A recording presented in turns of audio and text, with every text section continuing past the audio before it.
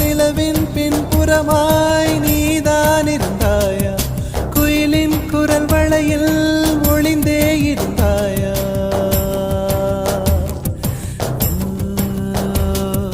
கடலின் அடியில் படிந்தாயிருந்தாய், மலையின் மடியில் தவழ்ந்தா கிடந்தாய், இந்த உலகின் அழகெங்கும் நீதானா வழிந்தோடினாய்.